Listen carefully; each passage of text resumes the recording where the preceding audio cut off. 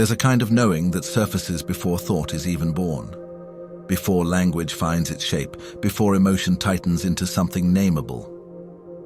It doesn't come as a sentence or an image, but as a low-frequency hum, almost like the earth breathing beneath your feet.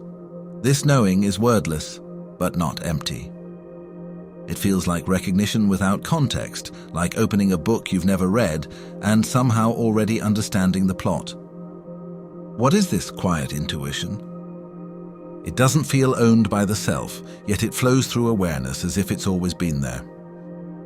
Maybe it's the residue of dreams long forgotten, or perhaps it belongs to something larger, a shared pool of understanding that flows between all minds.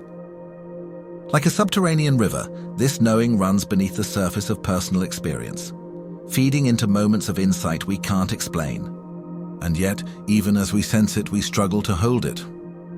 Consciousness, for all its elegance, often feels precarious.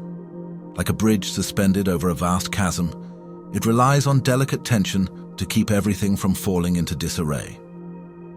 To think is to carve patterns into chaos, to draw lines around the infinite and call it meaning. But what happens when the lines blur? When the scaffolding of logic begins to buckle, revealing the raw, unfiltered expanse beneath? Are these breakdowns, these moments when language stutters and thoughts fragment, are failures of cognition?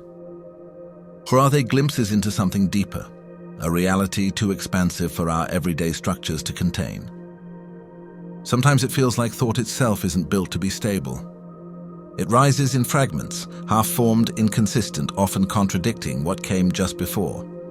One moment we feel certain, the next we're lost in confusion. Maybe this isn't a flaw in the system, but its essence. Consciousness may not be a linear progression like a train on tracks, but more like a spider's web, delicate, interconnected, vibrating with signals we can barely interpret. In this web, every idea echoes off others, pulling unseen threads and setting off ripples we don't consciously register. We assume each thought is separate, but perhaps they overlap and influence one another across dimensions of awareness we're not fully equipped to detect. This sense of interconnectedness isn't limited to private experience. It stretches beyond the self, suggesting that individual thought may be entangled with the thoughts of others, just as particles in quantum physics seem to influence each other across space. If every conscious act is a ripple, then the mind is not a closed container, but an open system, responding to and subtly shaping the reality around it. It's tempting to think we're isolated in our inner worlds, that each mind is a sealed vault. But maybe thought radiates outward like heat, invisible but impactful, bending the field of collective awareness in ways we haven't yet learned to measure. Still, this field isn't uniform. Consciousness fractures. It breaks under pressure, warps under fatigue, scatters when overwhelmed. We call these moments dysfunction, distraction, trauma, mental fog, but what if they are thresholds? When the lens of perception cracks, light bends differently.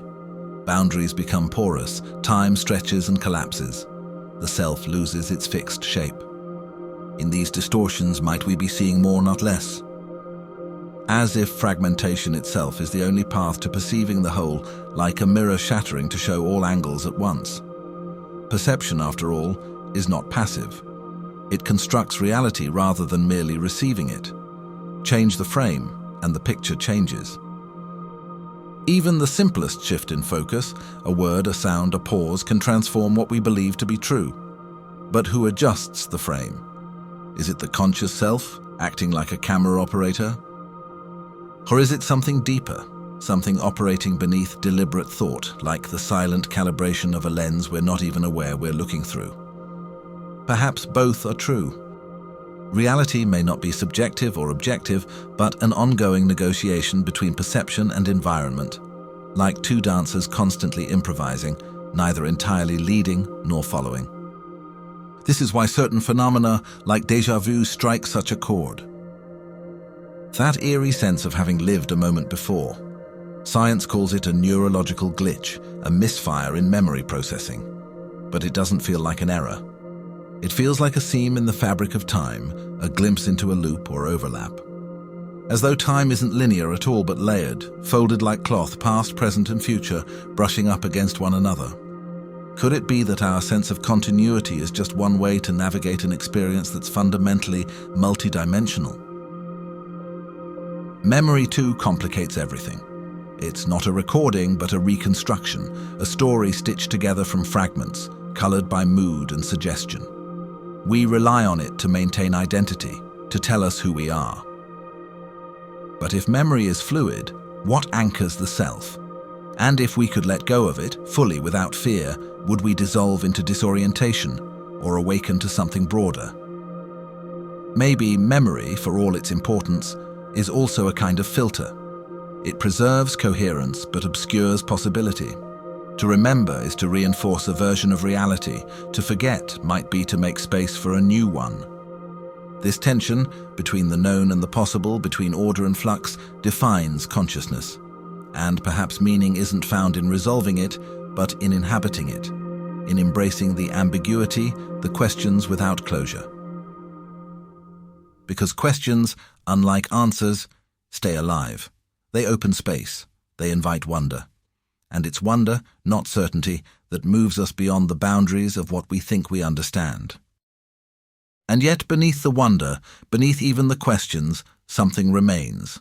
A presence without shape, a pulse without sound. When language gives way and thought is exhausted, when every framework collapses under its own weight, what's left isn't absence but a kind of clarity. Not the clarity of knowledge, but of being. It doesn't insist on being grasped. It asks only to be allowed. To sit with it is to recognize that not everything true must be named. Some truths live in the spaces between definitions, in the pause between breaths, in the quiet just before a thought forms. To be conscious, then, is not merely to think, but to participate. To show up in this strange unfolding, part observer, part creator. Every act of perception alters the world perceived. Every choice is a ripple in a pond we may never see fully. Yet we ripple anyway. The thread continues, weaving itself through us, with or without our understanding. And so the path deepens, not toward resolution, but toward richer entanglement. Each step forward reveals more complexity, more mystery, more beauty. It doesn't lead to a final answer, but to a kind of intimacy with the unknown. An intimacy that transforms us, not by giving us control, but by revealing how inseparable we already are from the world we try so hard to explain. If you enjoyed this video, please like and share your thoughts below in the comments section. And also, subscribe to my channel and be part of our ongoing exploration of mind, reality, and consciousness. Thank you for watching.